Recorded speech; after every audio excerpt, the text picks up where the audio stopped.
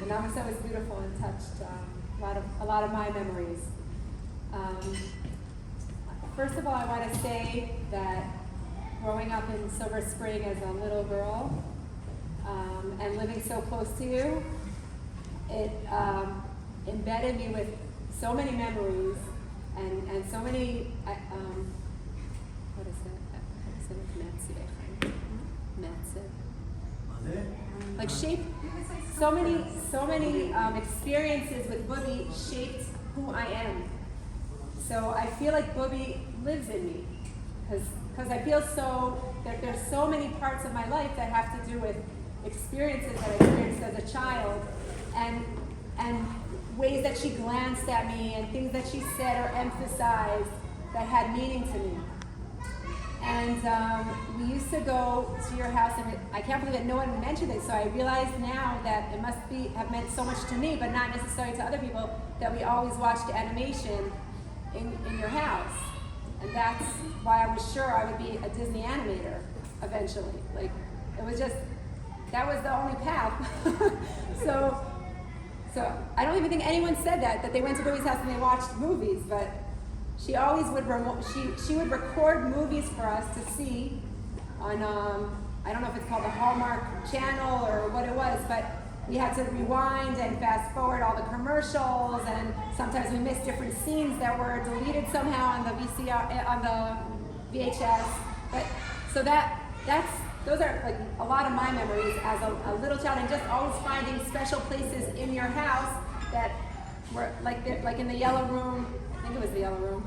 But there was a little door to the attic. Is that the yellow room? All these like little things that we would find that were so exciting, and especially in the garden, playing in the garden. So just so many pictures are part of my life, and how Bobby tended to her garden.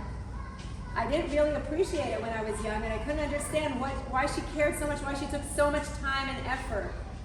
But as I grew older, I realized that it's not just the beauty of how flowers look, it's watching them grow and develop and doing the hard work to make beautiful things happen. And so I feel that Bobby did that all the time, and she always went to classes, and she always explored different methods of art, and everything she brought to us.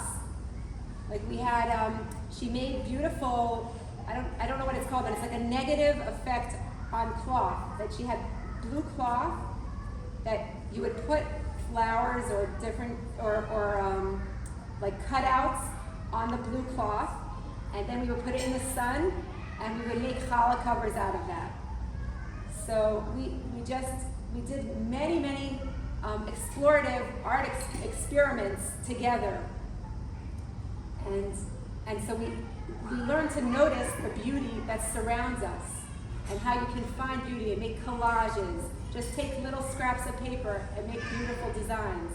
And we were always inspired by every new piece of art that Bobby would bring, like the big quilt of all the grandchildren, and how she would develop first she would develop black and white pictures of all of us. No, first there was the Polaroid camera. No one had that.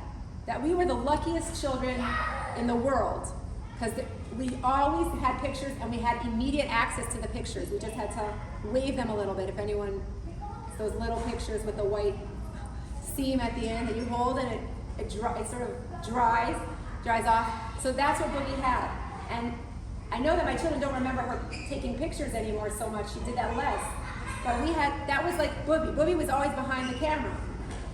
But now when I go to your house and I see all the pictures, I don't just see a picture, because I see Bobby taking a picture. It's her decision what picture to take. So I feel her in every single picture, what she was noticing and what she was aware of. And so first it was Polaroid pictures, and then she would develop in the dark room, she would develop big black and white pictures. And then she started doing double exposures, which was like a whole new experiment. And she took people and gardens on top of the people, and she made all kinds of beautiful artistic. She has one thing in her house, at least one picture of like that. But that was, every time it was a new inspiration for us, how to see beauty and how to find beauty in in life and in what you do. And after the double exposure, she started doing printing the pictures on cloth, and then she took the cloth and made a quilt of all the children, and she made that in America, so we didn't get to see it. But then she decided she's going to make another one for Israel, so she made another one, which she never ever finished. It's in her wall, on her wall, with its pins still attached, but she never finished it. Because she moved on to the next experiment.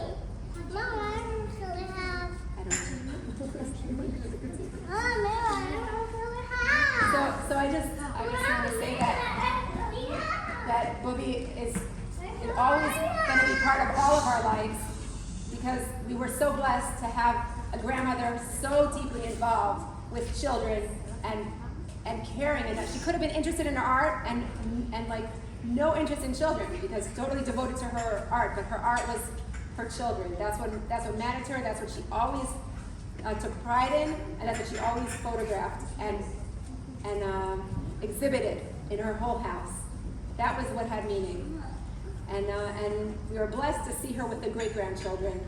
And Zadie bought Bobby for maybe like 89th, or I think it was before the 90th birthday. He bought her toys to play with the great-grandchildren. That was the gift, because he knew there was nothing that would make her happier. And she really took those toys and sat on the floor with our kids and played with them at her age. And every time, and even my twins that saw her when she wasn't so well, they still loved coming to Bobby because they felt her love.